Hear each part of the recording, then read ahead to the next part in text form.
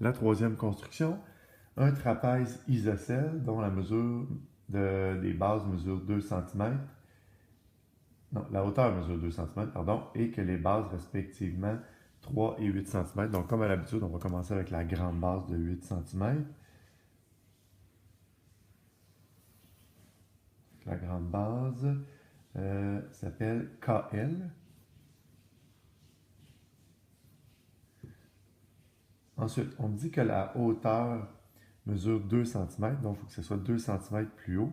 Mais pour conserver, pour que ce soit un trapèze isocèle, il faut que la petite base soit centrée. Donc, ce que je vais faire, c'est que je vais construire la médiatrice. La médiatrice, elle passe dans le milieu, puis elle passe perpendiculaire, ce qui va me permettre de tracer la hauteur. Donc, je trace la médiatrice.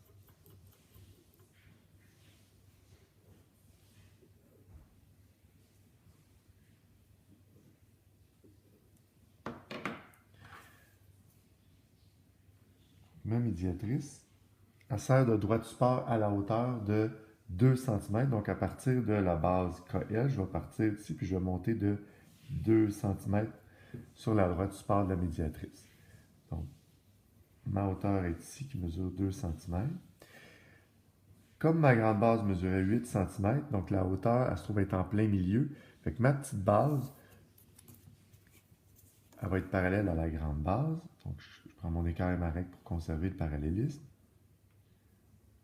Je suis ici. Mais ma petite base mesure 3 cm. Donc, pour qu'elle soit centrée, je vais m'organiser pour qu'il y ait 1,5 cm à gauche et 1,5 cm à droite pour avoir mon 3 cm de la petite base.